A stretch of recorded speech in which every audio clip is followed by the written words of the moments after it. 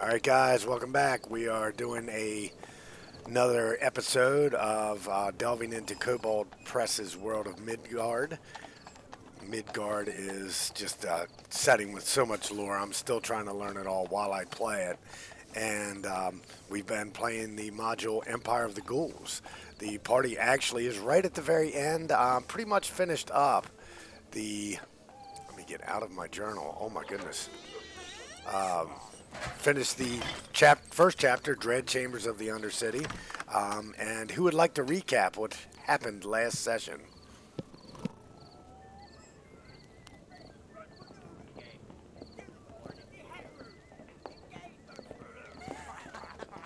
Rock and roll, guys. Troy, you're excused. By All Troy, I right. mean the robots Echo above us. Um, Nobody? Anybody? Did anybody take notes? We know a lot went down. It was a high action adventure. Yeah, there was a lot that went on. We went into we were searching for the pale woman, and so we first came into a room where there. When we started following after her, we went down the hallway where she went. We came into a room where there was a I think he was just somebody who was a handler, but there was like a an ogre. I can't remember what kind of monster it was, but I'll go with ogre. And we dispatched the ogre pretty quickly. We talked to the guy. I asked him where the albino woman went, and he kind of pointed. And at that point, uh, Brienne decided it was a good time to pop him. So she put her gun up and Brenna. let him have it. Brenna, okay. And then so Brenna dispatched him, and we took the information that the guy gave us, and we went into the room, and there was a large, unusual sex cult as opposed to your normal sex cult, and they had a I think it was a council member was twerking over top of our intended target that we were trying to find, and she was gyrating, as Kenny would say, Gesticulating. Gesticulating. gesticulating. That's Yes, that's a far cry from twerking, but she did have a spear that looked like she was about to sacrifice. yes. And then so we entered the room. Um, there was a spell that Rhym put on Magnus to make Magnus have little bolts of lightning coming from him, and as he walked Oh into the yeah. room, he scattered the people, and we made our way to the great combat. And at that point, we were surrounded, and Magnus did something really stupid with the encouragement from his crew, and yeah, it turned out pretty good at the end. Then we after we dispatched everybody, we grabbed the kidnapped girl, and we're taking her up um to where her father is, the blacksmith. For bonus No, yeah. 50 XP, whoever gets this gets the 50 XP. Who is the girl that you rescued? What is her name? Roslyn. All right, very good, very good. You win. Give yourself an extra 50 on your sheet, Andreas. Quick with it. Yeah, so yeah, Rosalind Turner was her name. You guys were sent there to dispatch, and I'll kind of clean things a little up a little bit. You guys fought Boris Cruel. That's where the adventure started. You fought Boris Cruel, who was left behind to dispatch you guys. They thought that Magnus, aka Maximus, aka remembers nobody's name, including his own, Emos. Uh, they thought he had been killed by the spider, and he wasn't. In fact, he was rescued by his friends. So Boris Cruel and a couple of other ghouls were left behind to deal with the invaders. Little did Boris know the invaders were a little bit more adept at kicking ass than what he expected. And then you guys were able to kind of work your way through the cartways a little bit more, up and out of the catacombs to the cartways. I believe Brenna's owl had searched for, had followed and searched for signs of recent passage and was able to deduce where you went fairly easily. So you guys weren't able to get lost in the cartways. But you were able to go there. You were able to find it was indeed a cult. You found out that it was called the Cult of Forbidden Ecstasies, and there were a lot of people there, common folk, some noble folk. The thing that kind of struck you all odd was Melantia. The She was a council member, and she was the one doing the gesticulation over Rosalind and was preparing to do the sacrifice. And the pale woman. Oh man, this is bad. I forgot her name. Her name is Once you just get me crap. Felixia Bale Shaith. I have to All remember right, yeah. 450 million names, Magnus. You have to remember 5. So, I tell you what, man, one typo and you're Maximus for life. Yep. So, so yeah, it's So yeah, you guys were able to kill the albino woman who was Felixia Bale Shaith.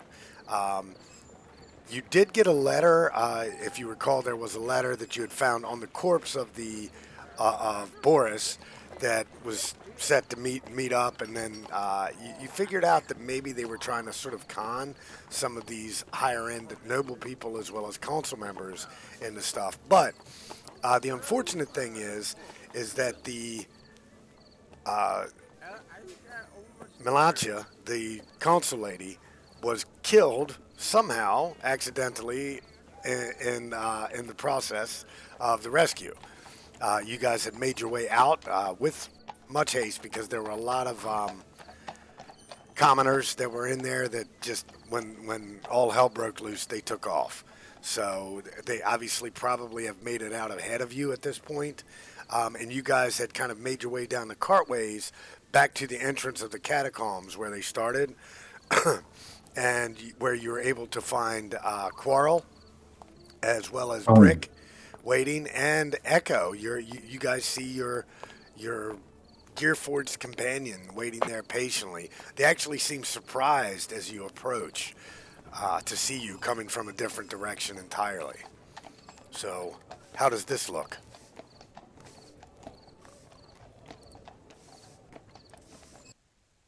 Well, we're kind of beaten up and ragged, and we're wondering exactly whether or not we're in trouble with the guards. So, but we did rescue the girl. You did, in fact. Yeah. She is in tow. So, Eeco, what are you up to? Eeco is just hanging out, kind of standing guard close to Brick. He had an instinct that he had to cover Brick and protect him. Felt bad for abandoning him in the catacombs and went back to make sure that he was okay. So he's kind of standing guardingly next to him, close enough to swat away any kind of people that would try to bring forth any kind of hate or violence towards him. And just kind of standing there. He was not at all surprised to see his colleagues return because he had confidence in their abilities. Awesome. So, yeah, as you come up, Brick looks at you. See, I told you, egghead. I told you that I was innocent. There she is, right there. I told you. And he gets, obviously, this woman is distraught. She's been through a lot. She did explain to you guys some of the stuff that they were doing, some of the acts of debauchery she was forced to watch.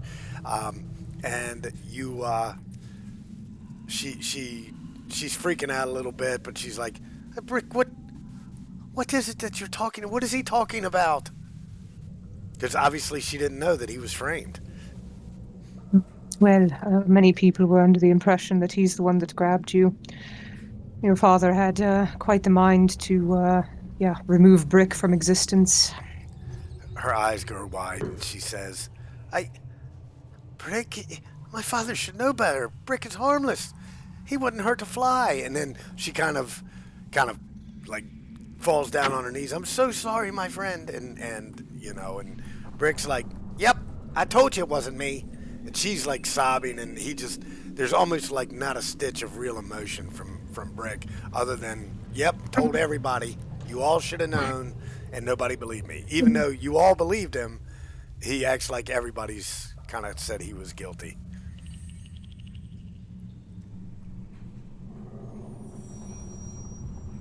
What do you say, Big Green?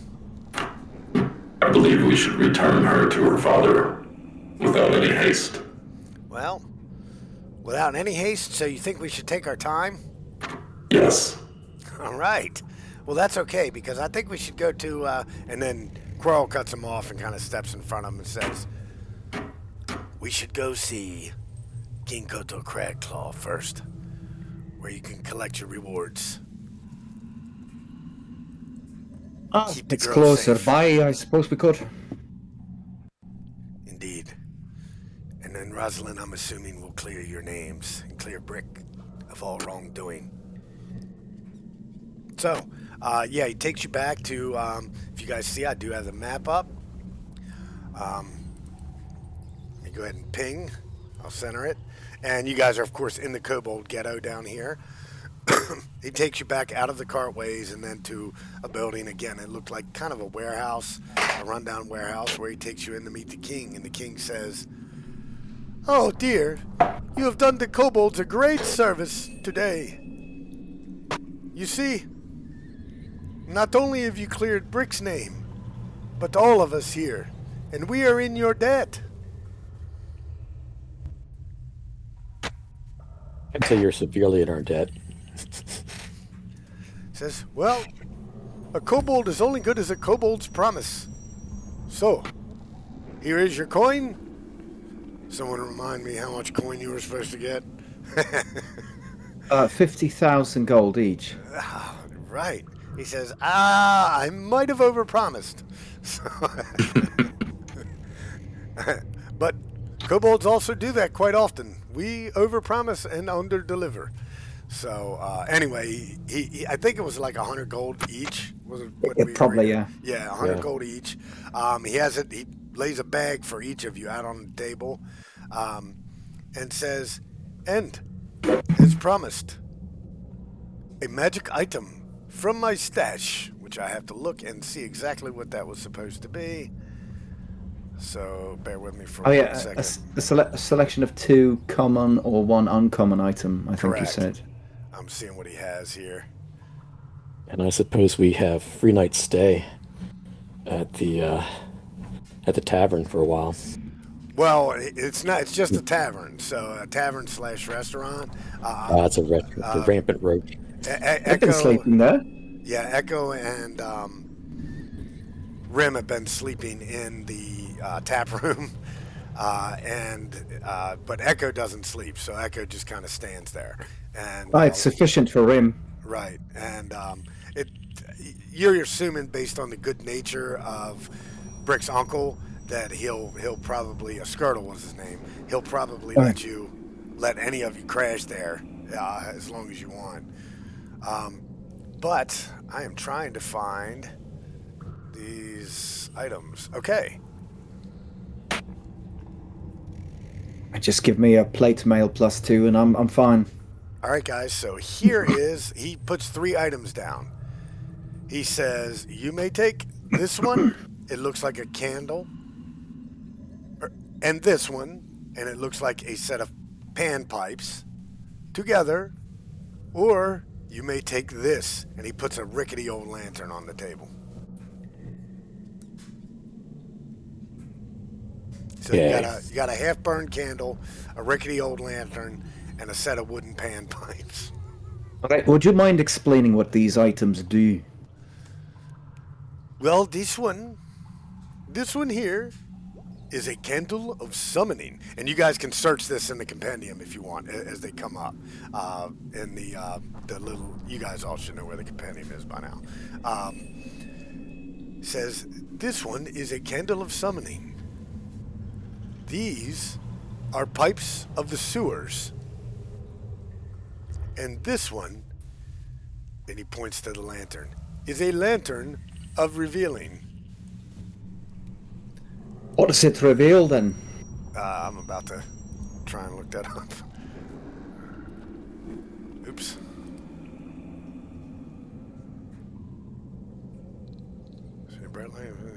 Invisible it sheds light on invisible creatures and objects as long as they are within the lantern's bright light.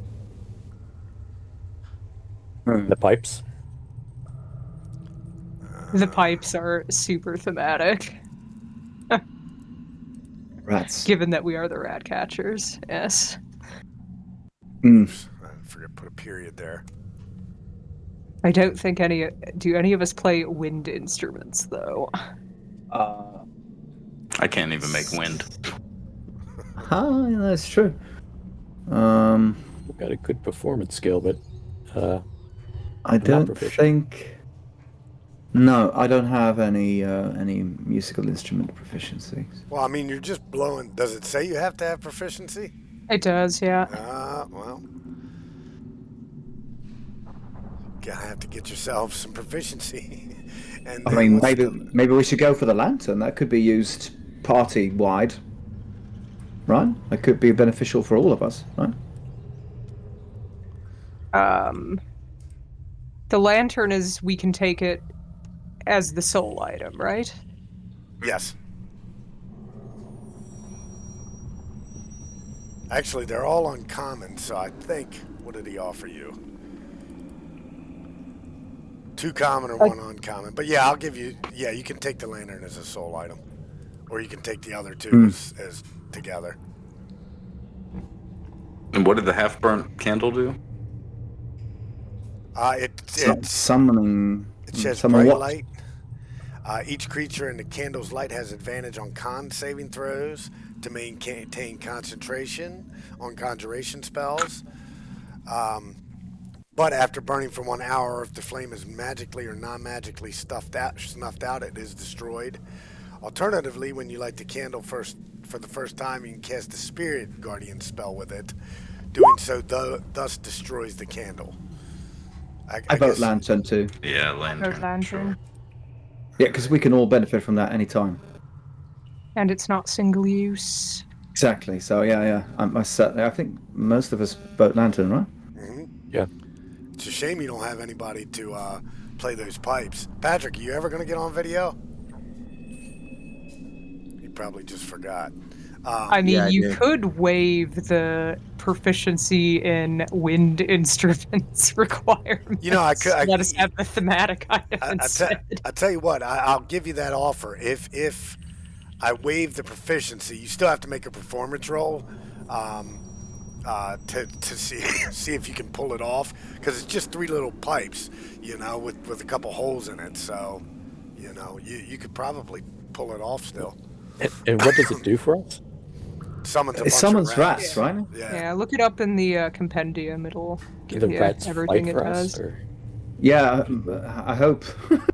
Or they attack. I feel like I could almost do that anyway, though. Yeah. As a druid, I might be able to just be like, hey, "Come on, guys," and just lure them out. Play the pipes as an action. You can use a bonus action to expend 1 to 3 charges, calling forth 1 swarm of rats with each expended charge, provided there are enough rats within half a mile of you to be called in this fashion. It's called swarms move toward the music, but aren't under your control otherwise. Oh no. Yeah, so maybe this is terrible. I'll vote lantern. Yeah, I like the lantern. I like the thematic part of the pipes, but yeah, the practicality of the lantern. Yeah. Maybe we'll just call it the lantern of the sewer, and it'll be thematic. Maybe we all just pack it in and take a long rest while we're in town. All right, so you guys have made lantern your choice. Yeah. The kobold king says, "Brick, I trust you know the way back to the rampant roach, rustling." He tells Quirrell, he says, you must go right away to your father and stop his hunting of kobolds and his browbeating of kobolds. But the city watch must be informed first. You must go there. Let them know that Rosalind has been returned safely. Let them know what happened to her. That's a good idea.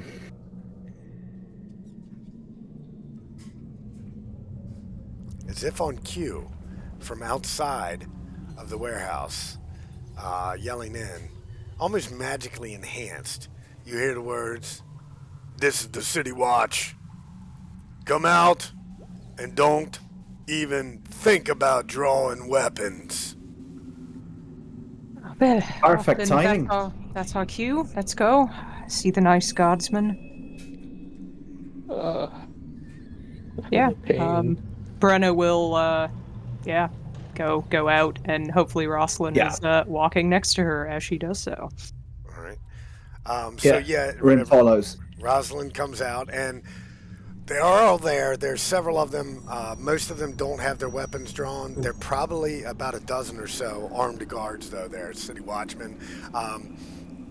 The captains, you can tell by the fact that they have daggers. Actually, let me give you the city sound effect. It's starting to bug me. By the fact that they have daggers and swords at their hips, but the regular watch, they have just little tiny clubs. They're kind of like blackjacks that are used to knock out criminals and whatnot. So they're standing there, and one of them comes up to you. You recognize him as Captain Charles Brenne, and says, "So, you found the girl's safe, did you?" That we did. Yeah.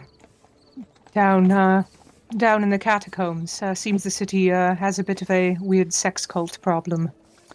Kobolds absolutely not involved. In fact, they were instrumental in recovering her unharmed.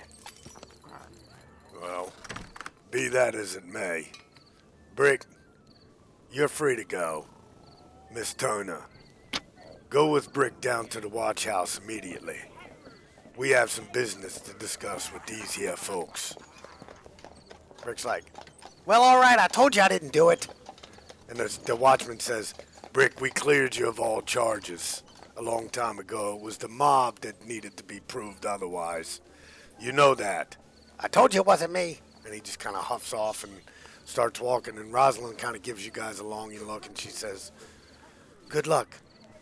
You will have my testimony to back anything you have to say up." Good to know. Captain, considering the mob still very much exists and is not currently aware of the developing situation, perhaps one or two guards should go with them as an escort for the safety of Brick. Yes. See, that's why you're a detective. Yeah, boys. Bobby, Sally, go with them. And he kind of gestures, and they yes, sir. And they start following. These guys, they don't look like your typical medieval knights. They're wearing, overcoats and button downs with some leather patches in different spots to kind of help protect them. The one thing you notice is the captain is sort of gesturing and shooing them off, or rather the lieutenant is gesturing and shooing them off. He does have a small little flintlock tucked into his belt. And he says, "Well, anyway, on to business at hand," says. He was gesturing. He was not gesticulating. So he says, "On to the business at hand. Several citizens of an affluent nature come out of that their weird sex cult dungeon. Claimed they was under a trance. Claimed a lot of weird things. We're still questioning them down at the headquarters. But rumor has it that Councilwoman Melancha was involved in some way. Rumor also has it that she's gone, dead and gone. Now, we ain't been down there to investigate, but there's a lot of weird rumors going around. Now, I'm sure Lady Rosalind Turner's gonna back your claims, and I'm sure this is all a big misunderstanding. But until we can sort out the details, it might be best if y'all come with me and down to HQ, where we might have some further questions for you. And you kind of, as he suggested, he sounds like he's suggesting it, but it doesn't take any kind of insight or anything to know that he's not really asking. Yeah, well, quite obviously we're not going to continue this conversation in the middle of the street. All right, Right. let's go then. Proceed. All right. So yeah, they kind of surround you a little bit and start taking your way down to the whatever to the lower the lower district. It's sort of outside the Kobold ghetto. Each district has its own police force. The ghetto doesn't really have any, just their own little gangs and enforcement. So they take you out of there and take you downtown and lead you into a very basic wooden structure. Obviously, there's a few desks. There's people there. There's people writing on quills, taking notes. A lot of people look at you. A couple of them even kind of give you nods, like, "You rescued her. You did the right thing." And Captain Charles proceeds to lead you straight to a cell block, where he opens the cage. He goes, "Sit in here until we can get somebody to question you," which could be anywhere from an hour to maybe 4, depending how on. about- I seriously doubt that the cell is going to be necessary. None of us are going to run. I'm sure there's more of an appropriate waiting room for non-criminals to sit in, yes? Well, non-criminals awaits to be seen. They're saying a councilwoman is dead, and there's people saying you're involved. Yeah, well, the councilwoman is dead. She was performing some ritual that may or may not have resulted in the death of the girl had we not arrived. Well, I can confirm that right now. be that as it may, we still gotta ask questions and take proper precautions. If you want, I can throw you in a cell with the people that came in here to begin with. It's not as nice as this one here in the front room. Yeah, fine. That is your level of hospitality. I will accept this cell and, well, it'll be part of my report to the Blue House. Right. The Blue House. And you seem like he has some disdain for it, or maybe he doesn't believe you. So he says, "Get on in there." He said, "A bit out of your territory, ain't you there, Gearforged?" Quite frankly, I don't believe I should even be incarcerated. I was not present at the time of the murder. You were present Alleged murder. going in. Or alleged murder. So, so yeah, as soon as he says murder, he kind of slams the door on you guys and says, "We'll talk later." Yeah, Brenne's going to make sure he sees the signet ring that very clearly bears the mark of Lady Merrick of the Blue House. If Okay. he's going to be like, "I don't believe you." Right, yeah, sure, yeah. He looks at it and just kind of shrugs. He goes, "Orders is orders." So he shuts the door on you guys, and he does go away. Is there anything you guys like to talk about during your incarceration? As he's leaving, I'm going to ask him who asked for us to be locked up. He says, "Just protocols." He says, we have several witnesses putting you at the scene of the crime, and they're all corroborating with each other. Their stories all lining up. Now, whether they lying or they mistaken remains to be seen.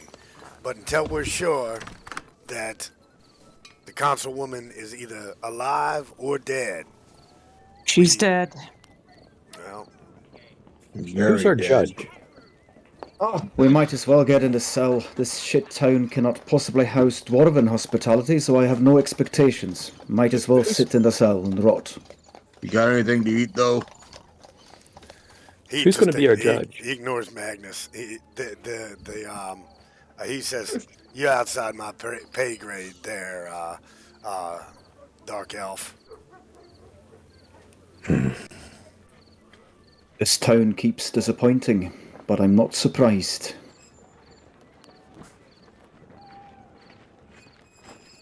You guys could light Right. the lantern, and they do actually try to take your weapons from you too before they put you in the cell. So effectively, Not happening. Well, you guys can try and conceal some, but they are going to effectively say, put them in the box. Is anybody going to try and conceal any, or are you guys just going to flat refuse? They can have mine. The weapons I carry is nothing compared to what I can summon. You can have them. They're toys. I'll place the weapons. All right, cool. Yeah. Magnus? And as I lay down my weapons in the box, I'm going to use thaumaturgy to crackle with lightning. And I look at the guard. All right. And smile. Says, oh, we got us a holy roller here. Careful, boys. Yeah, Magnus is just he's gonna grab his greatsword and kind of hand it through the grates towards the guard, and as he reaches out to grab it, he's just gonna drop it on the ground. Right before he gets it. Okay. Yeah. I can dig that. Echo? Echo's going to go ahead and take his quarterstaff and just stick it through the bars, but as he does, slight little vines kind of grow as if it kind of comes to life a little bit and makes a nice bushy, leafy thing right where he grabs it and collects it. All right, cool. And Brenne seemed like the last holdout, so we'll see how that goes. I mean, yeah, if this guy wasn't smart enough to follow protocol and take the weapons before putting us in the thing, like, that's tucked under her coat, so up to him, if he spotted it or not.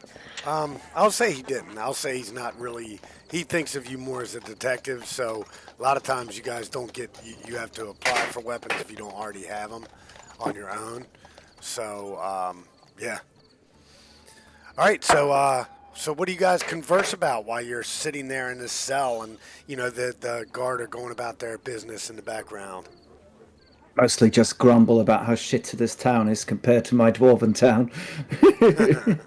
Yeah, I mean, we were all there. We all know what happened. We're all going to have the same story. Like, there's nothing to lie about, Creepy sex cult was going to sacrifice an innocent woman, and we put a stop to it. Like, and yeah, was there collateral? Sure. That collateral happened to be someone actively participating in doing gross sex stuff in front of this person and possibly was about to murder them. So, Are we alone in this room?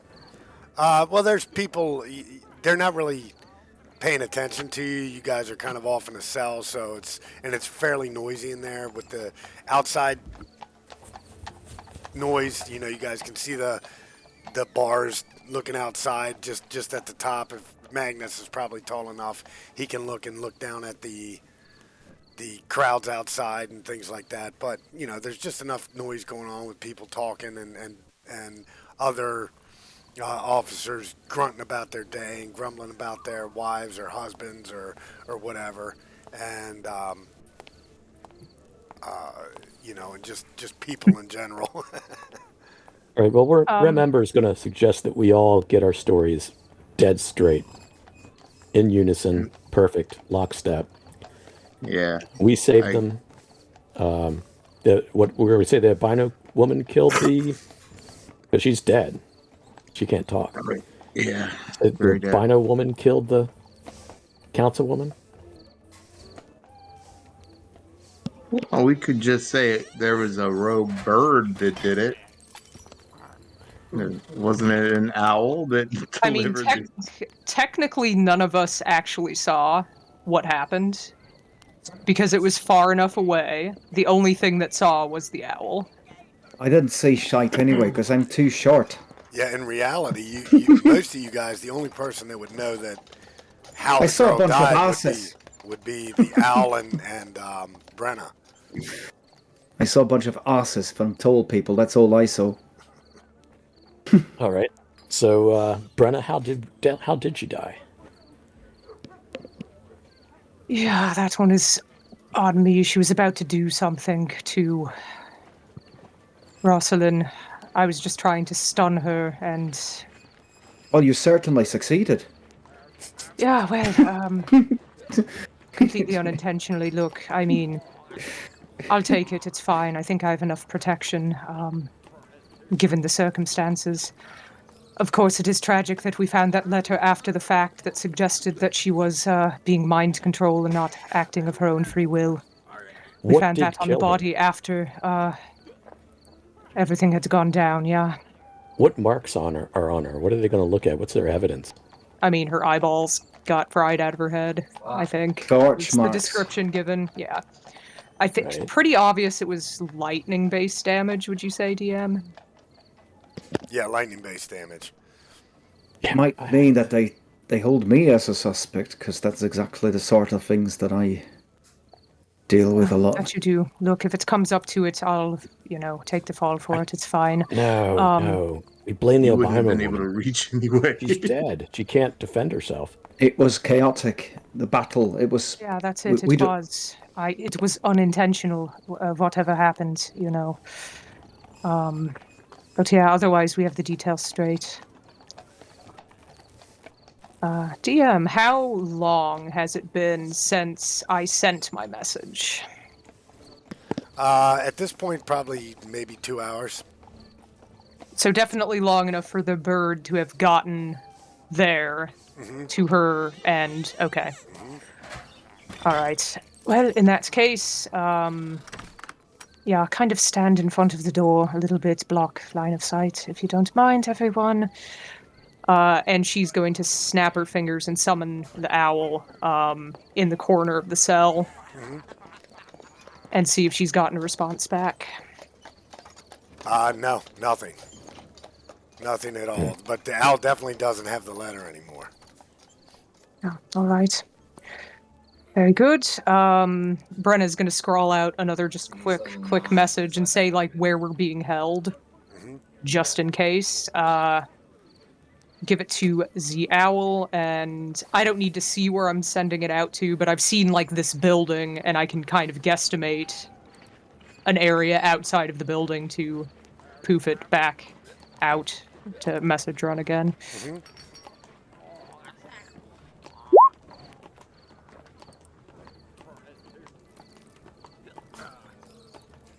Hang on one sec, guys. I'm in the middle of something right now, reading something. Ooh, wow, I got all kinds of stuff going on. Well, All I right. see no benefit to try and break out of here, so the only thing we can do is just really wait it out. I think. Yeah, I'm dog tired. I'm taking a nap. I suggest everyone take a nap. But right before I just started reading, getting caught up on this. Magnus Ragnarsson stares confused.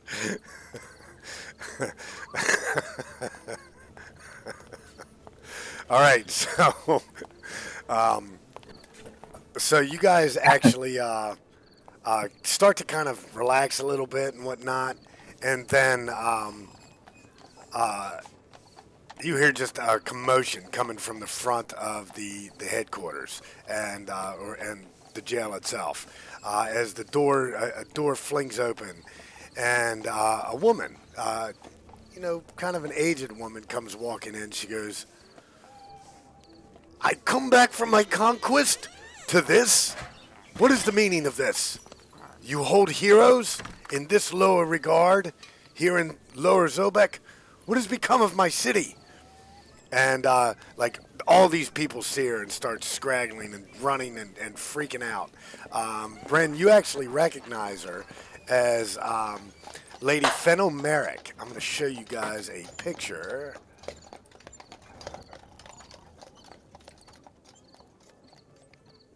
Oh, cool. Yeah, so you see her. She comes in. She's scarred.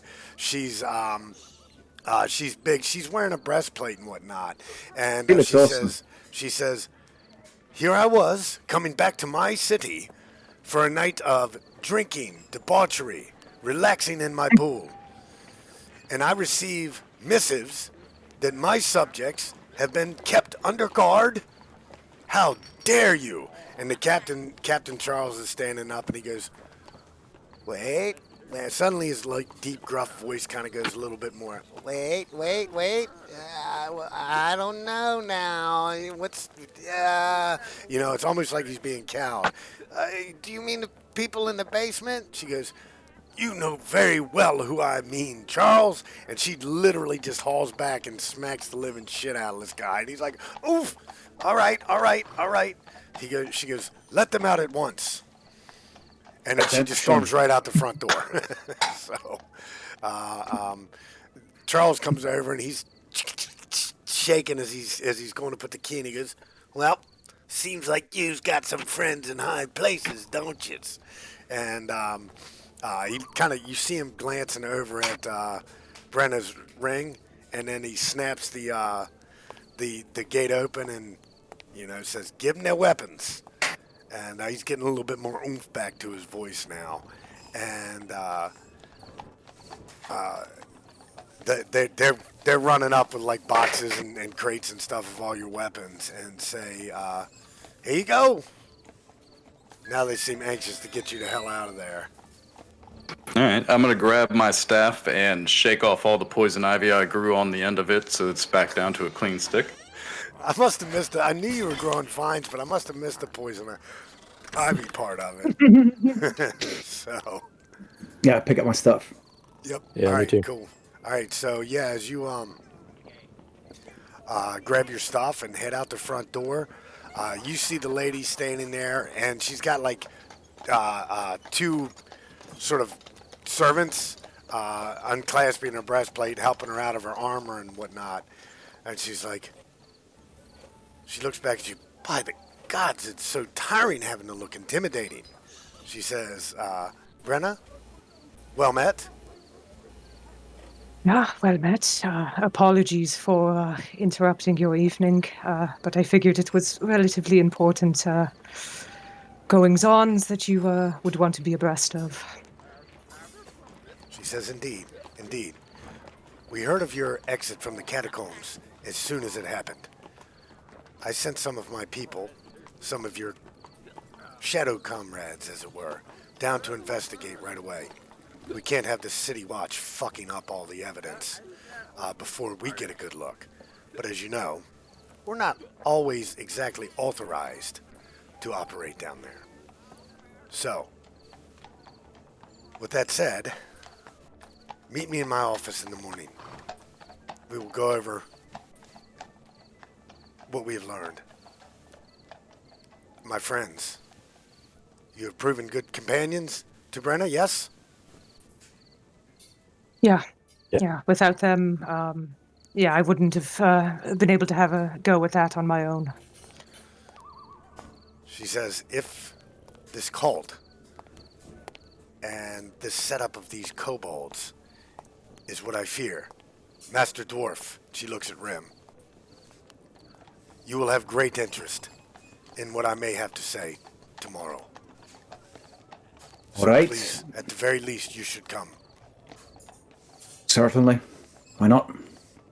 She looks at Rem Ember for a minute and says, you look to be fresh off of traveling some ley lines. And then she kind of gives you a wink and a smile. And then she says, as for you, my big friend, well, you look like you'll do good on a long journey.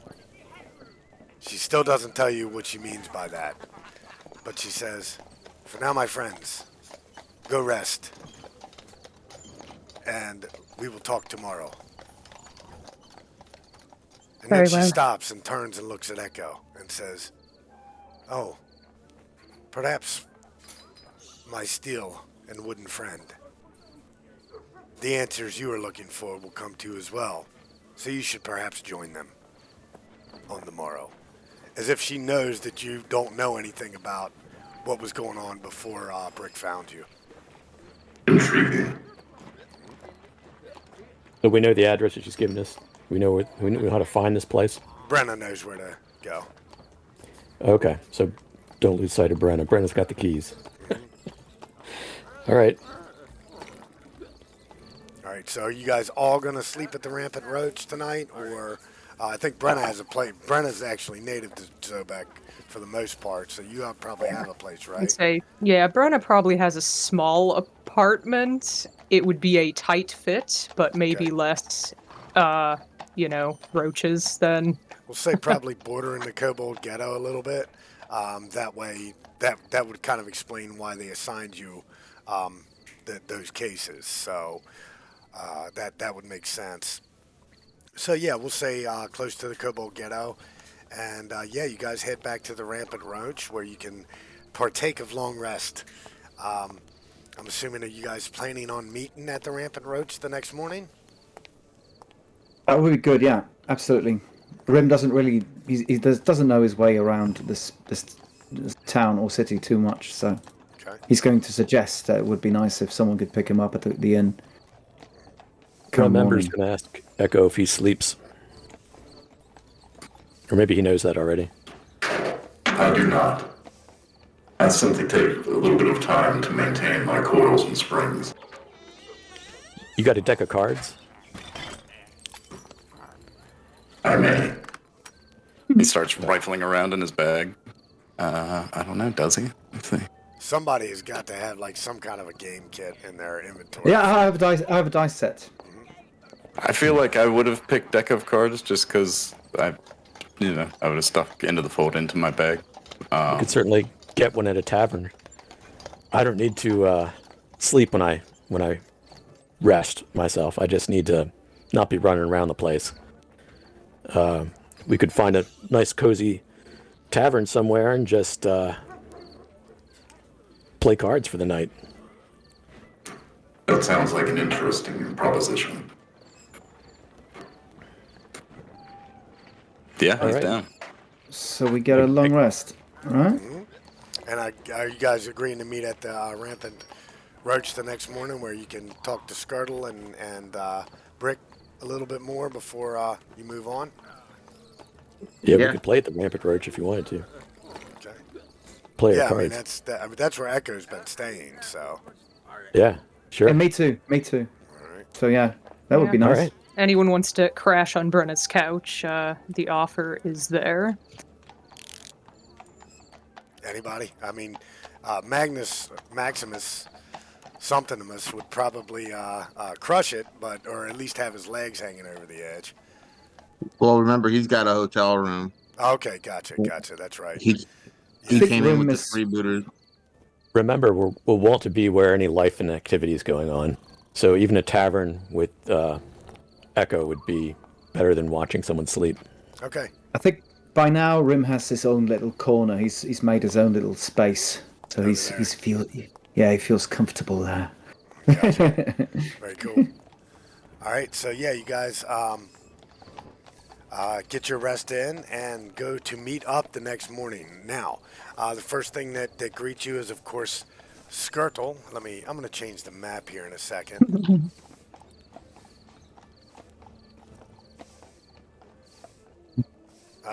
So let me go ahead and actually, I'm going to have you guys, because when you you're going to have to redrag your tokens back onto the map here. So I'm just going to delete all of you, and everyone is leveled, correct? Yes. Yeah, level 3. Yes. Glorious yes. All right. I'm going to leave the owl there. I think that is everyone. Okay, I'm going to drag you guys to the map myself. You get just one hit dice from a long rest? It's half of whatever you spent. Half your level, Half your so to level, speak. yeah. Yeah. All right, I got one back. I'll take it. All right, so Rhym is still showing at 10 hit points. Why is Rhym still showing at 10 hit points? What is going on with Rhym's token here? Should be 24. Yeah, I can see it, but for some reason your token is not updating. Let me delete it and try again. It was the same. Not last time, but the time before that, it was like that. Didn't Yeah, update 'cause- ever. Sometimes it takes a hot minute to like do its code, and Yeah, I'll just drop you You guys know. on the map here, and you guys I will update everybody's hit points to whatever they say they are. Who All will right, be? so Rhym's good now. Magnus is not. Magnus, what's your hit points?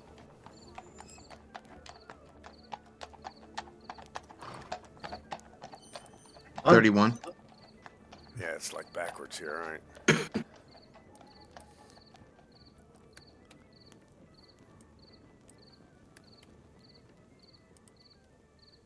There we go.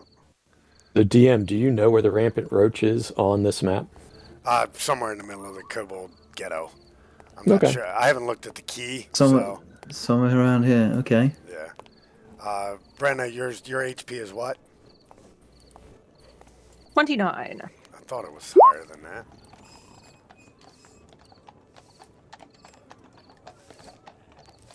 Doesn't say. And Eeco. Rampant road. 27. 27. Okay.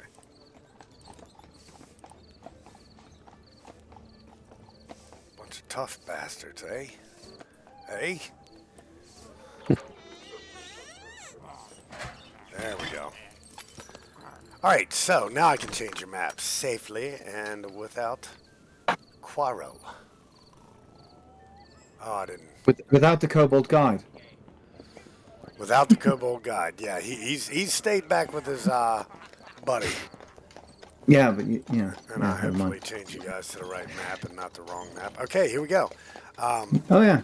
So, yeah, you guys kind of make your way back to the Rampant Roach. You wake in the morning. Skirtle comes out and says, "Oh, you saved Brick. That you did.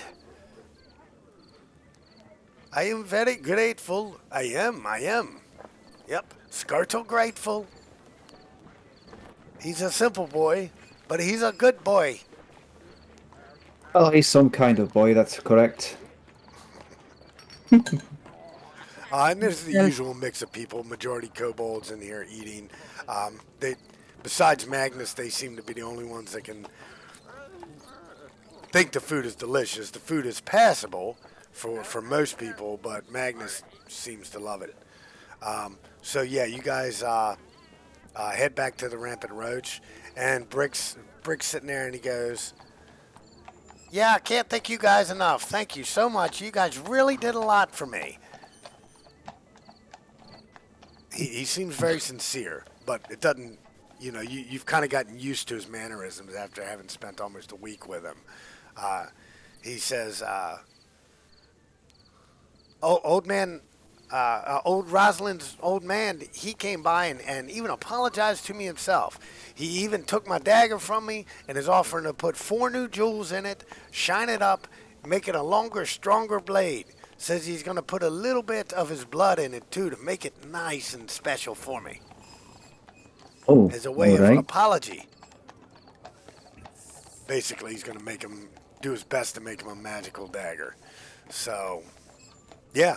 So you guys are here, and something strikes you as odd. Give me a second. There is a patron. Hold on.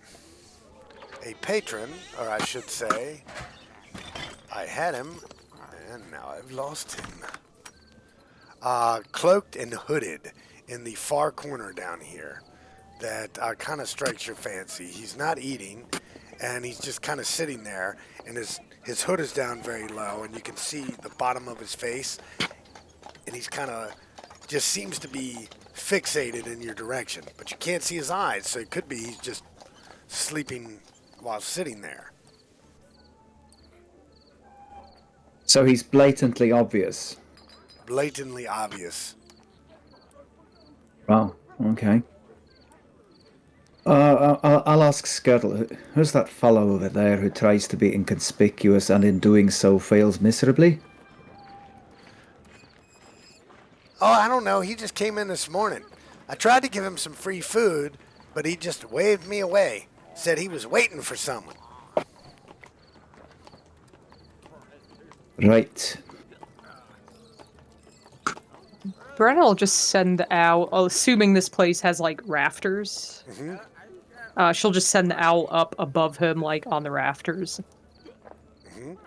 All right, so the owl goes up on the rafters. The owl actually notices that he's kind of toying with something on the table in front of him, and it looks like a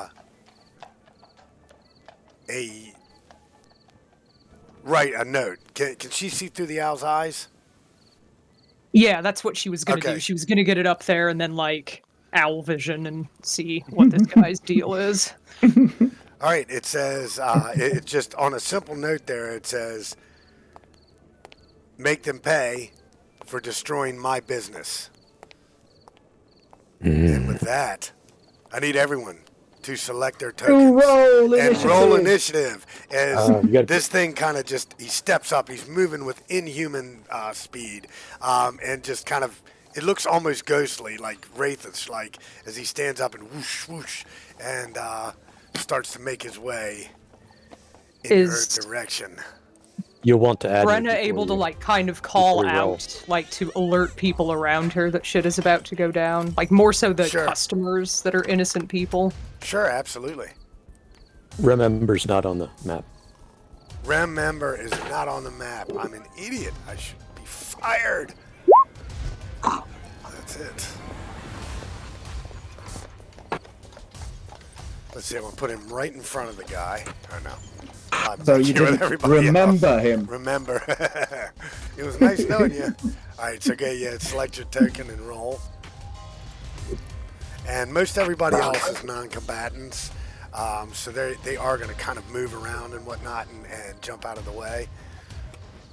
And as you notice, can you guys see what the name of the character is on the sheet? No. Okay. No. This is the Hitman of the Death God. Oh, Fantastic. Are we supposed to know that?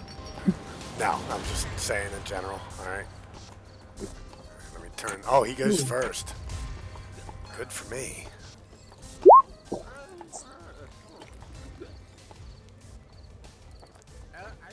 Let's see how fast, what kind of stuff he can do.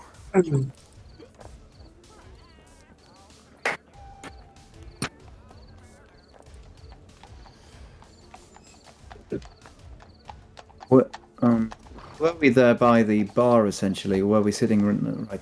You guys can arrange yourselves. Just don't arrange yourselves, because the bar would be like more where you're at. Like this is kind of the area where you all hang out, and you know you were talking to. Fair enough. There we go. I was sitting there then. Yeah, and Brenne would definitely be like, yeah, probably in a chair for when she's completely blind in owl vision. Trademark. Movement. Oh my god, this thing's movement is nasty. Oh, it's got 50 friggin' feet. Oh.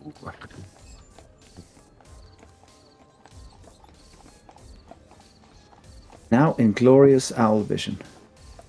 So he's kind of running along, and he sees this woman get in his way, and he just swings out the dagger. Oh man, why is he whispering? Let me fix that. He definitely hits her for 9 piercing. He just kind of guts this woman as he's running past, and he's still Holy moving. hell. So he's definitely a brutal, brutal person. Holy shit, what a douche. Bloody hell. Alright. There we go. That's set now. Bloody hell. All right, so this woman dies. A horrible, agonizing, grueling death.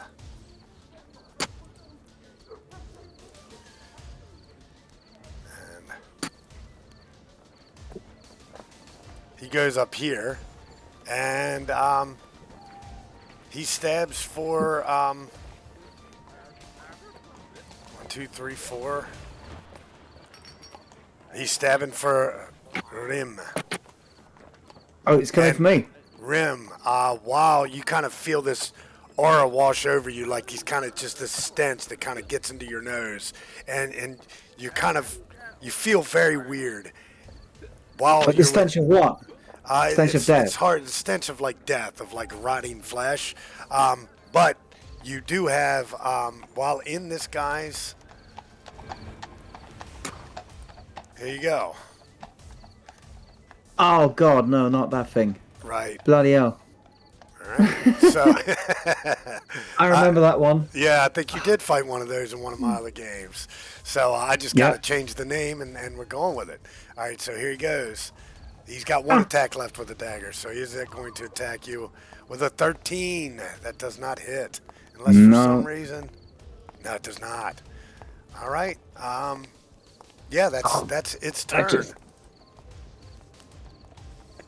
You hear Skirtle crying out, What? That's not on the... You should have just tried the bloody food. And Brick's like, what's going on? All right, remember, you're up. Okay.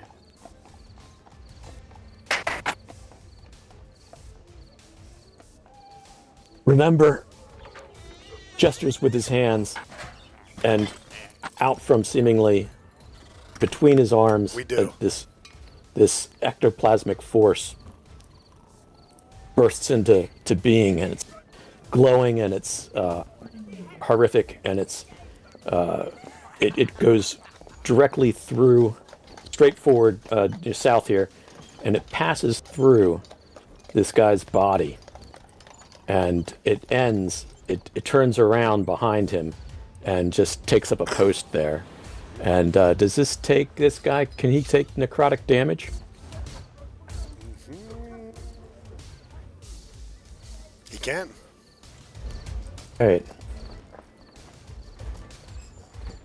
I'm going to hit him. He's going to have to do a saving throw. Let's see. The saving throw is wisdom, I think. So let me draw a shape. Yeah. And He'll take half damage. which place is it landing? It's going to be right behind him, just to the south of him. Oh, so it's kind of like flaming sphere. So we're going to say that is the thing. Any creature that ends its turn. All right. Necro version of flaming sphere. Okay, cool. All right, so what's its saving throw? DC 14? All right, Yeah, so he does have this. Ooh. I was figuring he had something up his sleeve like that. All right, so he takes 2 points of damage. All right, he's touched. And what else happens with that? It stays in place. Even on a pass save? It stays in existence. No, you mean the thing. Okay, I was asking about what happens to the hitman. He took just 2 points Just of the damage. Okay, gotcha. All right. Yeah. Oops, sorry. Failed save. Yeah, if he failed to save, he would take a disadvantage on dexterity check Okay. till his next turn, but he made it. Any movement from Remember before Magnus goes? Yeah, I think he's going to leap up onto this bar. No, he'll get behind the bar. He'll do it like a sliding his butt over the bar and getting behind it. All right. Magnus, you are up. All right. Well, Magnus is gonna charge him. That's what he does. So he's gonna go around, wind up here, and he's gonna charge him. All right. And hold on, I got lagged. There we go. All right. So charge. So we can remember. All right. So 5 bonus to damage roll. And he's gonna swing at him. Oh, that's a hit. All right. And on top of that, I'm gonna try to disarm the guy. Try to not to get rid of the dagger. Now, does it take an action to do a superiority die? No. No, you can just use it. Okay, cool. And Yeah, they can just be used. that one right there. And it was a D8, right? Yep. Strength save. Oh man! All right, so he drops one of his daggers. Nice.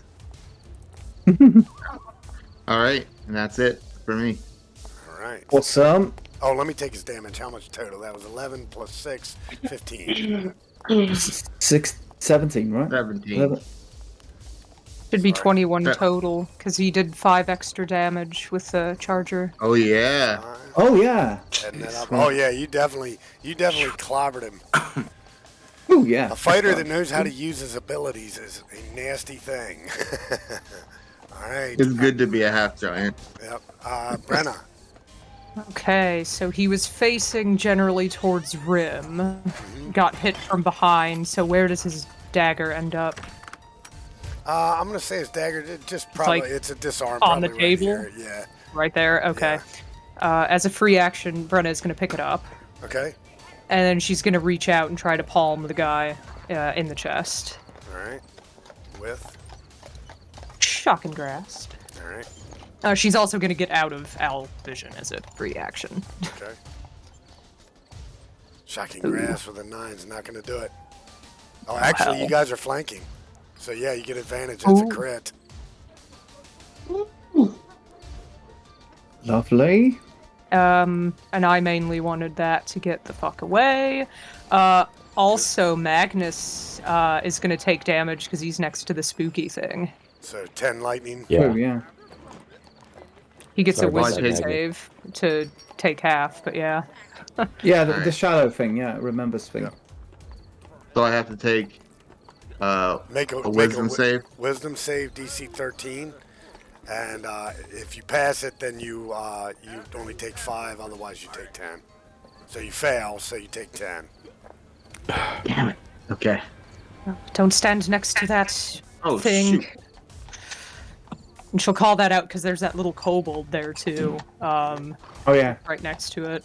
I don't know if they have like moves, but. Okay. So didn't the lightning hit the kobold too? It's not the lightning, it's the shadow creature. The shadow creature, That's yeah.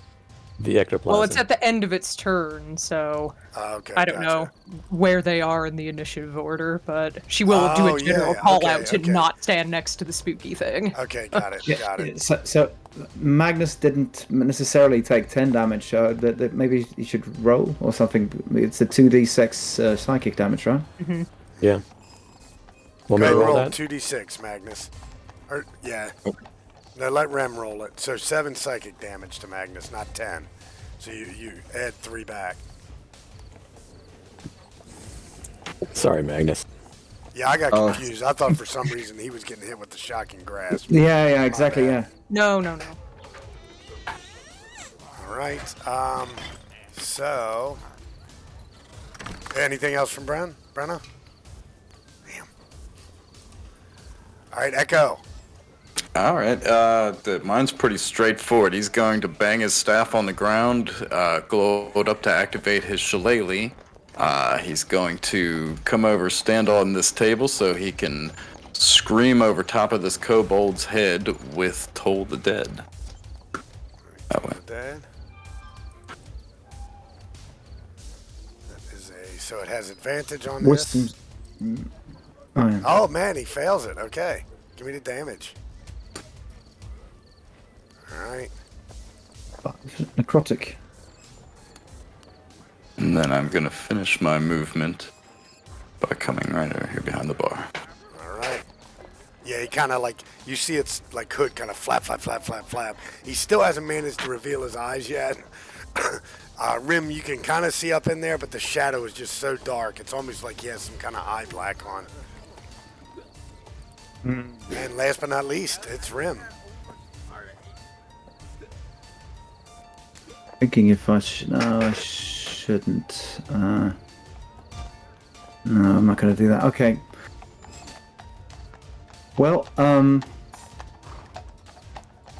just going to shout at him, "You cowardly bastard!" I'll attack him with the warhammer.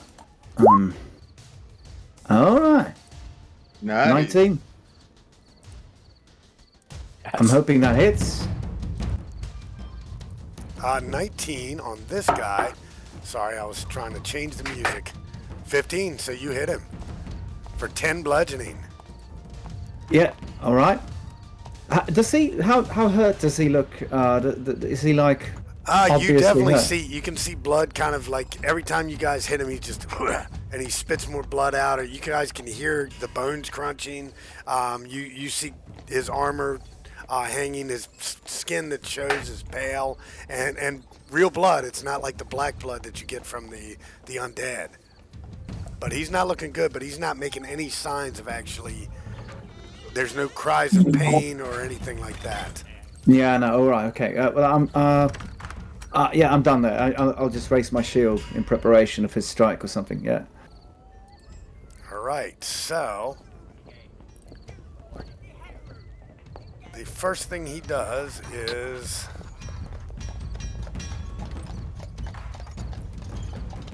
he moves. He looks at Magnus. Magnus, give me a wisdom saving throw.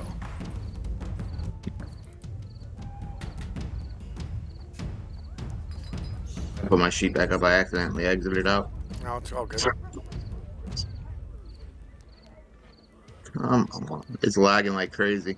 There we go. 17, okay, Ooh. so you're very good. So, he still moves. And to get away from the little thing of ectoplasm, he does move up this way. So Magnus can strike? Magnus can strike. Magnus is going to strike. Lovely. All right, very good. So you go to strike him, and, you hit him, and, you feel your blade get into him for just a second, and then, you feel it starting to push, and then he just kind of iron bodies it out, and he takes no damage as he uses Unstoppable. Right. And that is one time he uses the damage. He uses that. And that's his turn. All right, remember. All right. As a bonus action, I'm going to move the ectoplasm to a safe distance here.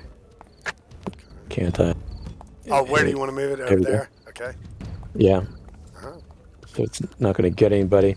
Oops, sorry, I didn't. And then I will Eldritch Blast this sucker. All right. That's not going to do it. He's sitting there, he's staring down at Rhym as he circles around him to get away from that ectoplasm stuff. And then he just kind of ducks last second and whizzes past him. And that's my turn. Magnus. Charging him again. And he's gonna come over here. 5, 10, 15. So I'm just gonna go up here. We're just saying you're charging, so by all means, go ahead. Yeah. Alright. And let's see what happens. Come on, Magnus. Miss. That is a whiff. He's just too sly, this one. Yeah, I'm gonna hold on to my dice in case I need it for anything else. So that'll be it for me for right now. All right.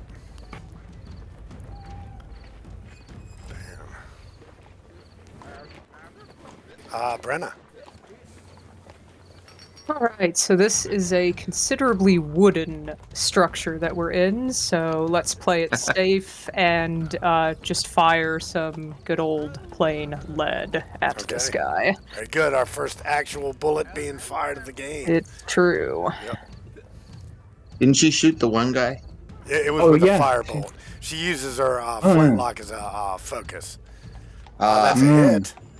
Oh, 3 points. that's adding my strength for some reason. That's not set up right. It should be... Give me a second. Well, you rolled a 17, so that'll still hit with a 15. Yeah, it's rolling the attack correctly, not the damage. The damage should be... Oh, okay. 5. Okay. 5. Yeah, 5. All right. Oh. No, 4. I'm lying. Okay. No. 2. I rolled a 2 plus 3 is 5. I can do basic math, guys. 5 damage, and I'll fix Better that. than what I did. Somehow or another, I added 6 plus 11 came to 15. So, so yeah, Calvert County educated. All right. It would be good for our characters to have cell phones with us because since we have Magnus, we always have a charger. Sorry. One joke per session minimum. Yeah. I'm pretty sure you might have that already surpassed.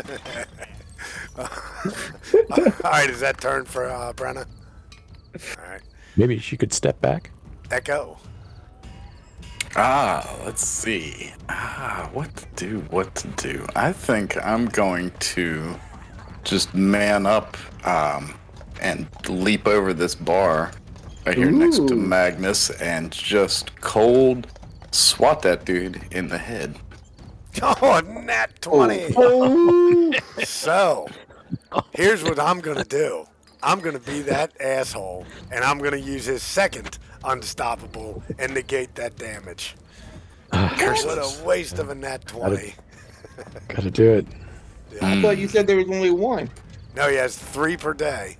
3. Yeah. Oh shit! Well, How then. does a gear forge man up? They don't have sexes, right?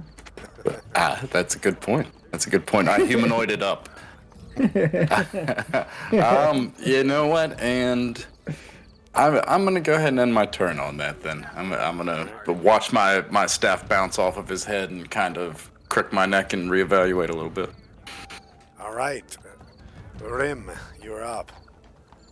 Who is he facing? Like, am I flanking this guy? No, you currently are not. In order to flank him, you'd need to go here or here. Could I do that? Because, I mean, people have been swinging at him lately, so maybe I can actually slip by and do that without him really paying any heed to it. And then attack him with advantage. Could I do that? Absolutely. Then I shall. There we go. 24. Nice. All right. So he takes it. You definitely hear the crunch of bone.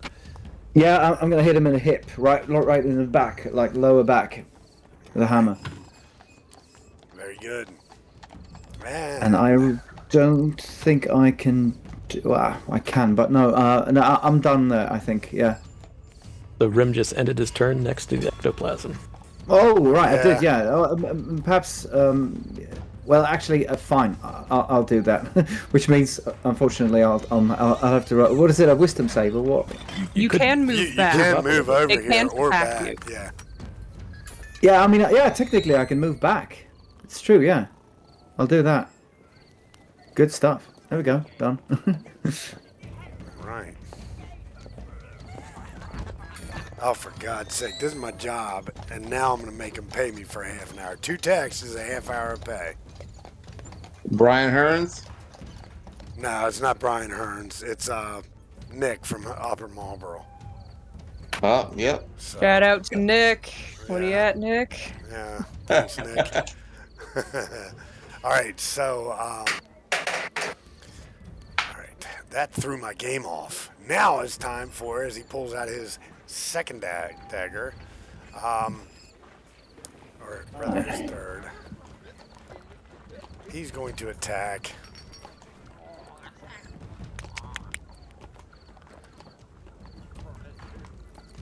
He's going to go ahead and attack Mr. Eeco, because he is looking for a kill.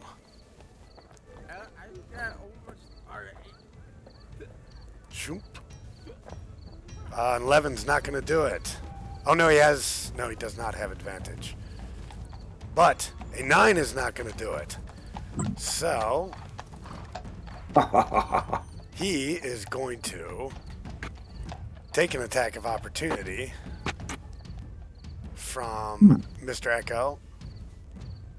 Sweet. Another whack on the staff.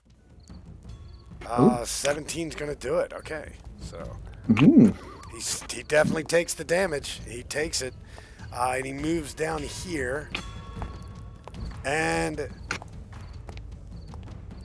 he definitely is eyeballing, skirtling you hearing this raspy voice. I'll kill the old man. Back off. And that was his turn.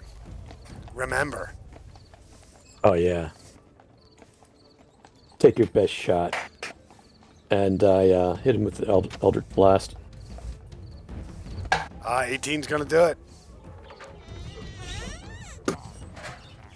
4 force, okay. Thump, it actually finds its mark.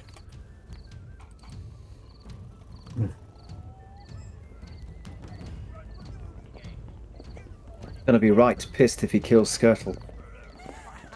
What did I roll there? Did I roll a 4? Yeah, that was your damage. 4 damage, yeah. 4 damage, yeah. Well, I get my charisma on top of that. Yeah, that's true. You should, right? What's your charisma bonus? 4. Okay. So then it's 8. Good. Yeah, he's still... Oh, no. That's not what I wanted to do. -8. Man, this thing is not looking good. 3 hit points left. 3 hit points. Can someone take him down before he kills Skirtle? I will use my life drain. All right. And add 3 more points. And 3 more points. Then, unfortunately, he is going to take no damage because he's going to have to use Unstoppable on the attack. So, that would burn his last Unstoppable.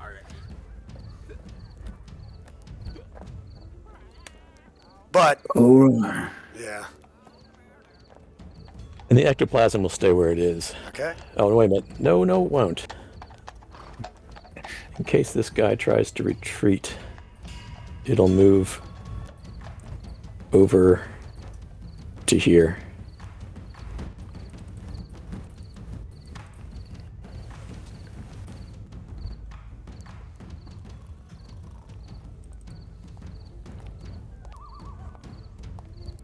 Where you want to move it? Ping again, I'm sorry.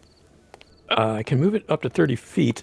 Now, if I'm reading that spell correctly, I can pass it through his body again. Right? I believe so. But you have to pass it through several other people to pass it through his body. I can come through diagonal. I can go up here, then here, 20, 30. then through this body, then here, and end up here. Curses, you mages. I should have given you 5 of these guys to fight. All right, so what happens on its when it passes through it? He takes a wisdom save. Okay. And it does have advantage on this. Yes. Okay. So half of that. So that is rounded up. So 5. All right. So yeah, you just kind of get sucked into it for a minute. They ain't paying me enough for this shit. All right. Anything else? Yeah, that'll be it. All right, Magnus. Murder? All right. I was hoping to be able to save my last Unstoppable for him, but that damn life drain screwed me, man. All Do right, the hold on. murder. Here we go. Miss. No. Oh, crit. All right. So how does it look as you obliterate, as Magnus obliterates this guy? Magnus is he's gonna reach out. Just I think we're gonna go for just a regular stab that just kind of he wiggles it around and make sure that whatever was in this guy is destroyed. And yeah, I want to maintain his head so I can see who he was. All right. So got it. All right. So that actually ends combat. Brilliant. Let me redo this because I don't know how much XP he gives you guys. Holy crap. He's got a lot of, he's worth a lot. I might even give you XP for the poor commoner he killed. So. I'm going to run up to Skirtle and lift him up and carry him away a bit. He's like, what are you doing? Skirtle was just about to break bad. I used to be an adventurer, you know. I'll be silent. I'll just carry him away a bit and then put him down. All right. Meanwhile, old Brick is over here. He's kind of standing perfectly still, like almost like looking away, like he's distracted by something, as if he's got like the ostrich syndrome. You ever noticed heard how an ostrich sticks its head in the sand and thinks nothing can see it? That's almost what Brick's doing. It's like he's trying to play like he's doing something else, and just thinks maybe nobody can see that he's there. So that is also like the person I've based Brick's personality on. Yep, 100% exactly factual. I think Brenne will run over to that commoner. I mean, with the knowledge it's probably too late, but just to see if there's like any glimmer of life left in this person. No, she's like totally disemboweled. Oof. So this guy was just awful, just brutal. Actually, another woman's coming over to do the same thing. A couple of kobolds are kind of milling about. There's like, Rick's like, always some kind of shit going down around here. Welcome to the kobold ghetto. Can we pick his pockets for his weapons or anything, kind of information or any ID that might tell us where he's from? The only thing that you can find was he kind of pocketed that letter that it said they ruined my business, destroy them. You gathered that he had been waiting there all morning for the rest of you to show up, or maybe he could have been outside all night for all you know, just waiting because Rem Ember, Rhym, and Eeco were there, so he was probably waiting for Magnus and Brenne as well. You're not sure what kind of business he's talking about. What's the kind of handwriting? Is it fancy handwriting or? No, it's sloppy actually style? terrible. It's like terrible spelling and Oh. okay, so like business is spelled BUIDNESZ, something like that. So it's Yeah, all right. kind of Well, ridiculous. it still tells us something, so that's good. Right. Looking at the dagger, are there any maker's marks on it or anything? Give me a history check.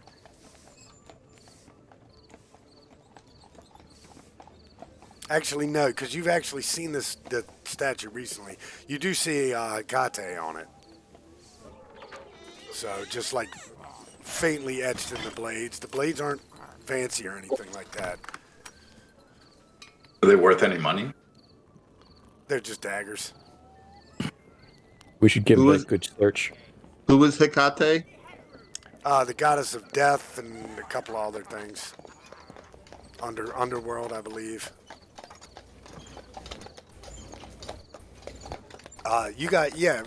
You were there. It was one of the statues in the Yeah, when we catacombs. saw the Yeah. albino woman, yeah. Mm-hmm. We should search his body. It seems we've gotten more popular lately.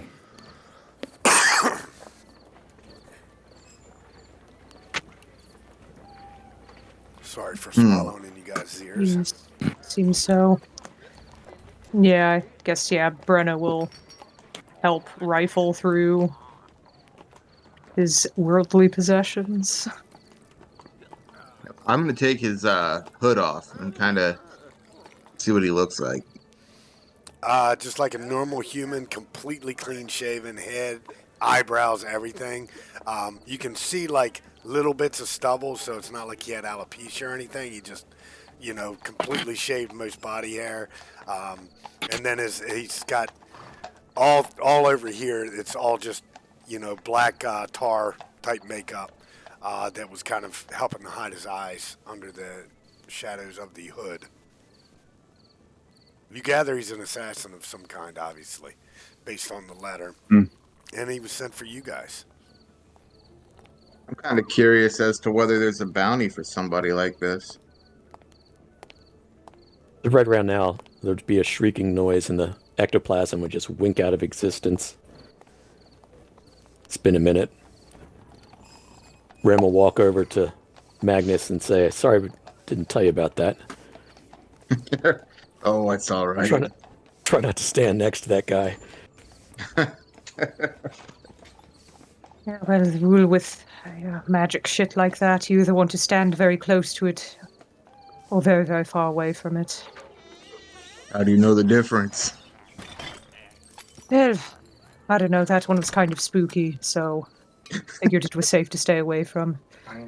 Usually the, good ones are kind of a little bit of a yellow, happy glow to them, I suppose. So,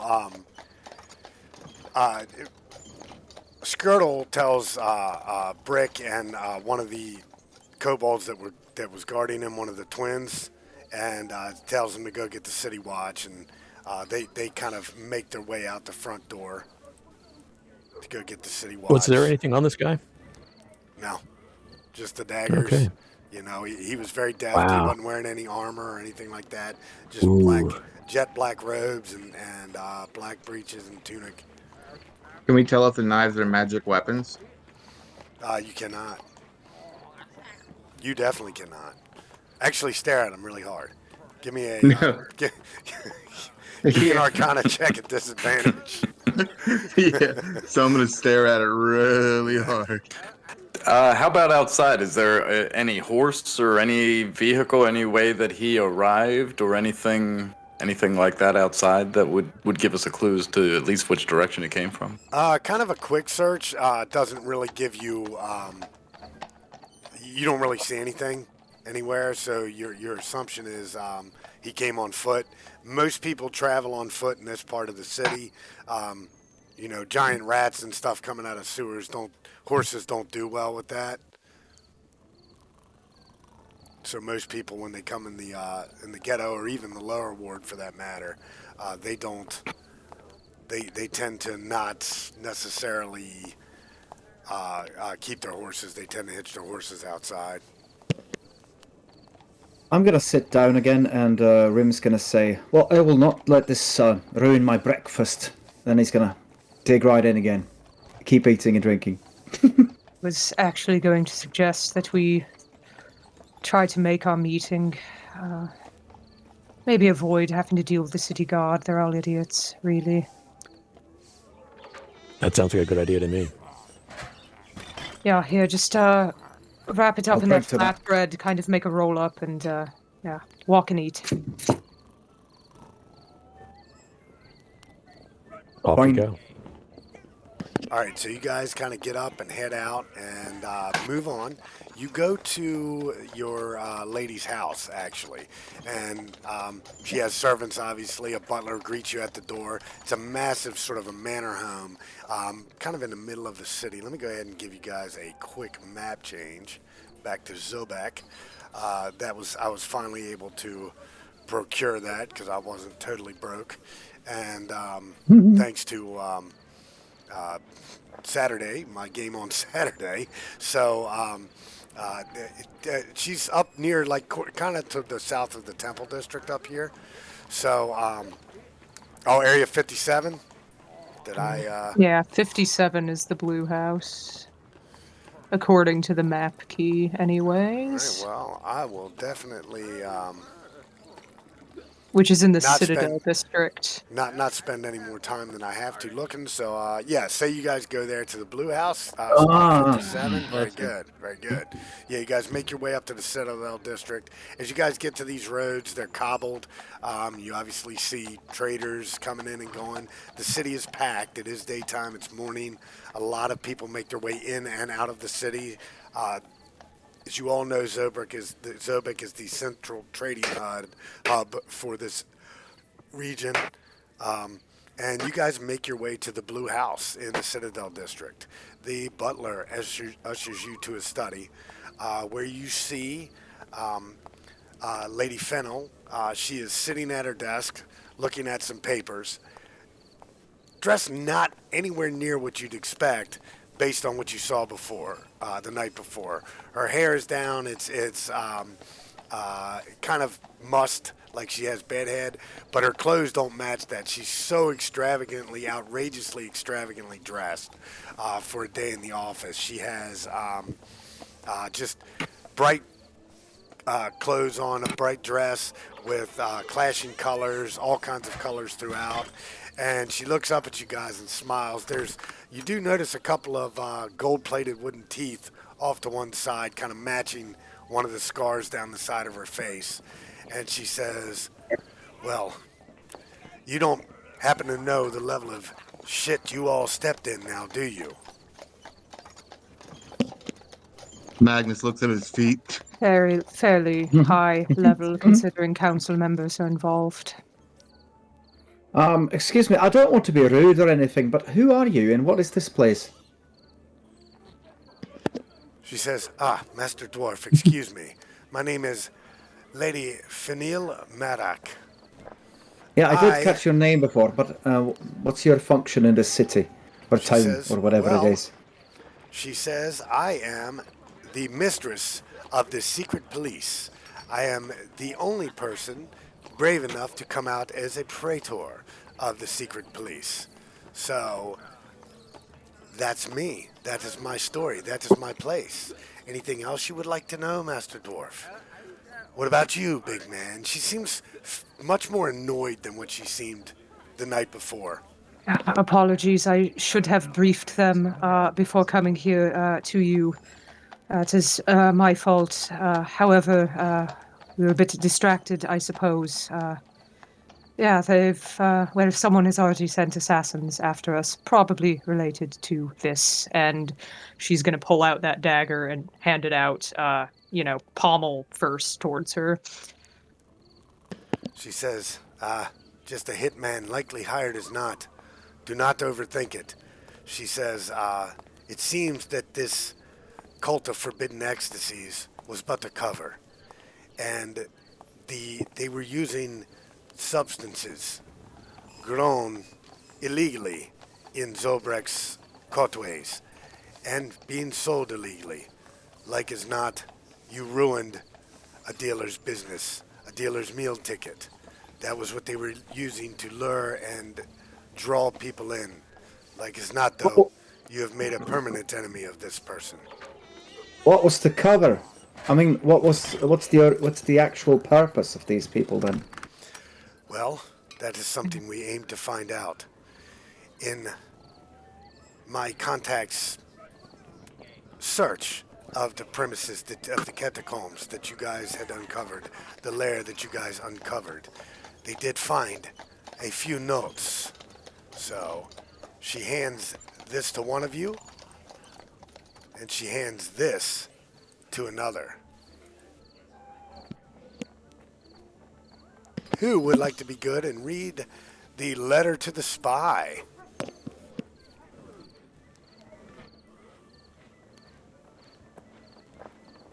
I can do it.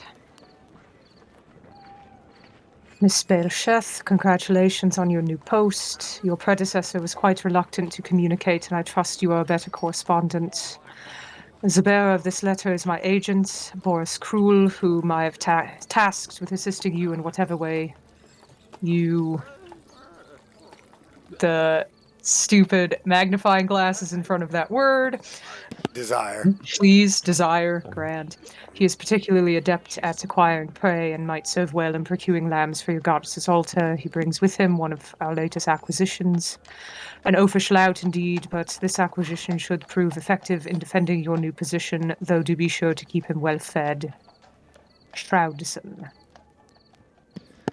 Now that actually seems like they might be talking about the giant, the ghoul, ogre ghoul that was guarding the place that you guys seemed to dispatch with relative ease when you first came in. And the other one, the other one is actually a missive, and if anyone wants to read it, we can. Otherwise, you guys please read it on your own. It's up to you guys. Does anybody want to read that one? I can read it, I guess. Where's the missive? Oh, Morgul missive. Okay. Let's see. 30th Harvest Tide, 483 AR. In the name of Baron Urslav, crawling lord of Valanoria, keeper of the Red Sisters, and by the unholy hand of King Lucan, lord of the Shroud Eaters, let it be known to all agents of the Blood Kingdom, change is coming to Sobek, by the hand of our fair sisters and the brothers of Nikopharos the Pale, first of his name. Our allies seek to divert Sobek's attention from the Iron Crags toward the Maroti. To this end, the Honourable Felixia Bail-Sheth has been appointed Red Sister of the First Order and ordained to serve the Red Mother's mercy from our bastion within Sobek itself. All agents of the Blood Kingdom are hereby summoned to identify any personages of significant import for conversion within Sister Bail-Sheth's enclave. These covenants will form the bedrock of new trade and ensure a pact of non-aggression within the Crossroads city.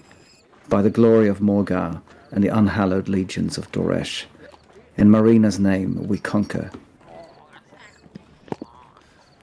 So, The first letter, nonsense, means nothing.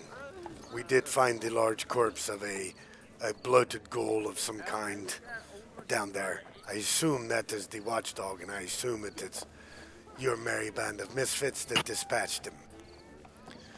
Right. Yeah, She- guilty she- is charged. She says, however, the other letter is concerning to me.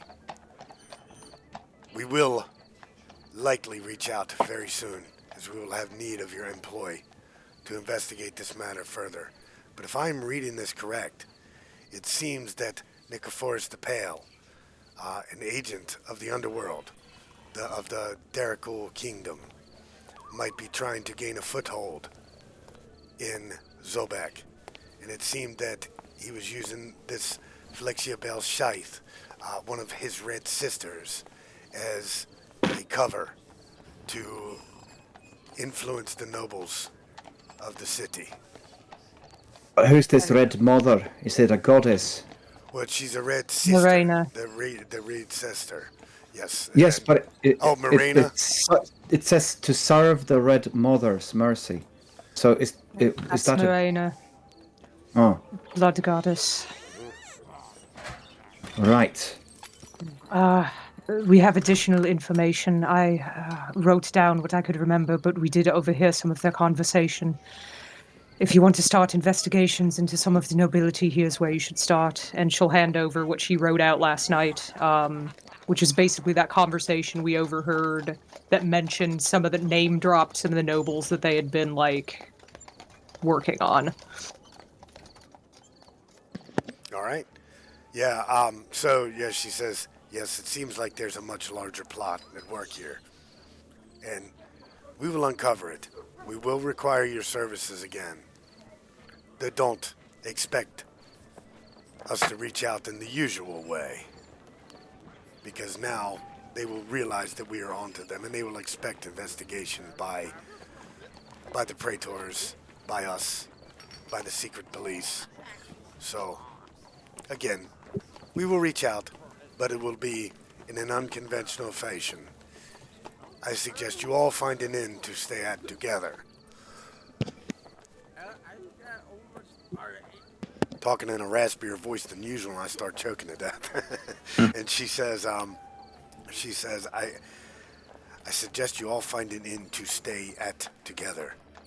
That way, on the drop of a dime, should you need to be called upon, we can call upon you. Additionally, if you have indeed made enemies of some petty underworld dealer or petty city dealer, it might be good to have each other's backs and an eye on it at all times. Perhaps they does can Rhym stay know- in your apartments, Brenne. Yeah, I think the one next door to me has actually been recently vacated. 2 apartments would fit all of us, I think. The walls are paper thin. It might as well be one. I hope none of works you for me. snore. She says, I will make the arrangements so it will cost nothing for at least the next few weeks. Does Rhym know anything about this goddess? If it's a Blood- goddess. Yeah, blood goddess. thing? Yeah, go ahead and give me a religion check. Yeah. Okay. Right. Let's see. 16. Let's see. Oops. All right, so the red goddess, the blood maiden, the winter maiden, patron goddess of death, patron goddess. I am looking for a description so that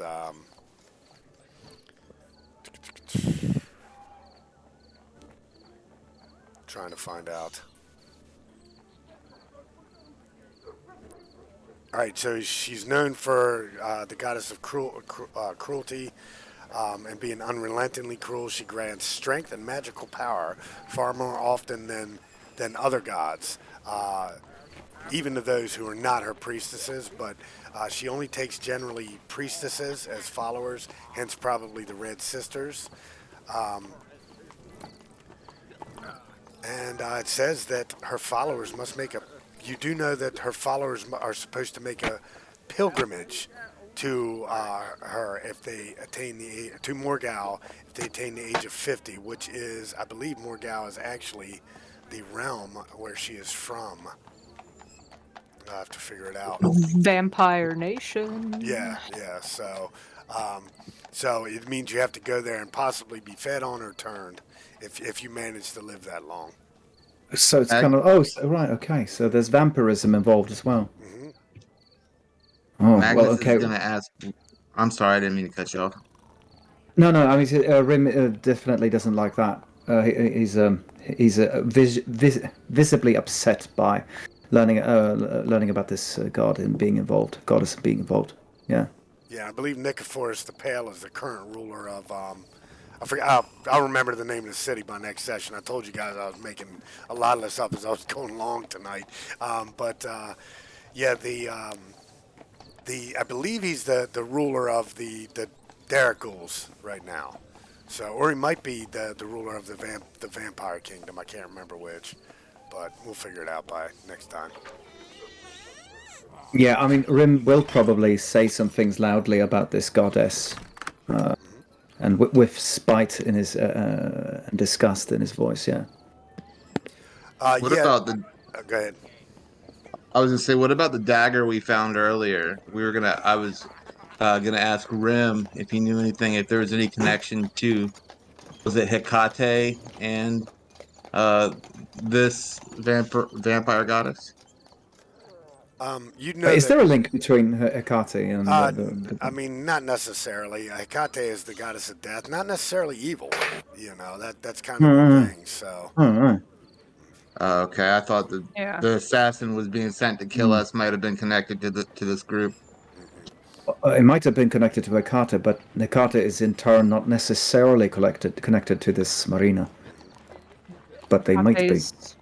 Maybe more of a neutral party. Just death in general. It's Morena's. Yeah, typically a bit on the darker end of things, drink blood and all of that.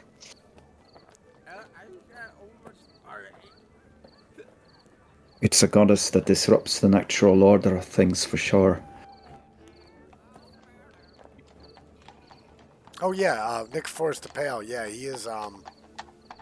He does have something to do with the Vampire Kingdom. So.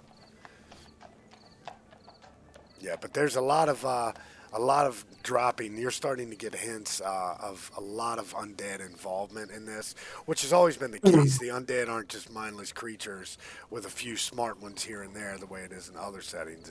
It's actually full on. They have full kingdoms and whatnot. Arf. Yeah. Lady, would you mind terribly if I pop into the Blue House Library and just grab a few things on noble lines and all of that, so I can better understand the political system at play here? I'm a gear grinder by trade, not an historian. You may all have 1 hour in the libraries if you wish, but after that you must leave. We must wait at least a full day before we conduct our investigation further. And again, be on the lookout for word of the unusual and of the unusual variety. And she kind of laughs and kind of waves dismissively without looking at you guys. Leave, and as soon as the door shut, Brenne's just like, oh dear God, I hate how vague and mysterious that woman has to be all the time. Yeah, all right, library time. At least that's what I'm going to do. Anyone wants to join me, feel free. Knowledge happily. power and all of that. Rem Ember is going to say that he needs to, speaking of gear grinding, he needs to go to the Gear Grinder Emporium and purchase a few things.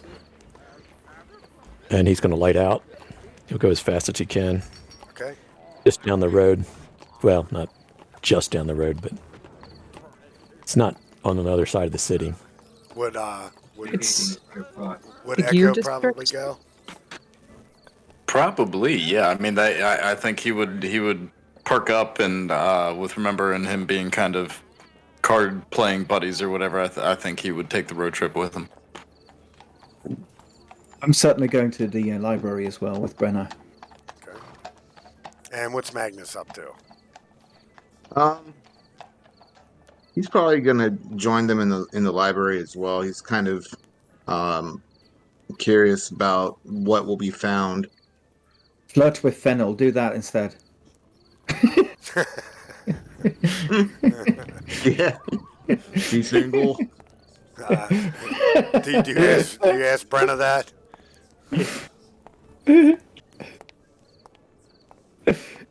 I mean, does Brenna know that? She is, but because her husband died a horrible, gruesome death at the hands of I forget what did it say happened. She's a widow, I can tell you that. But yes, so she is very paranoid. You know that as well. So Well, she's widowed, and So yeah, single. look, man, I'm not going to tell you what to do with your life, but yeah, it's your neck, I suppose, if you really want to stick it out there. But consider she is one of the finest soldiers in the known world, really, at this time. So, yeah, good luck with that. I'm going to go read some books. See you alive later, maybe not. And Brenna's I just think you've gonna got a shot. go. You've got a shot, big guy. Go for it. Brenna kind of lets it go. Magnus, are you gonna go knock on the door? You know what? Yeah, I am. Yes.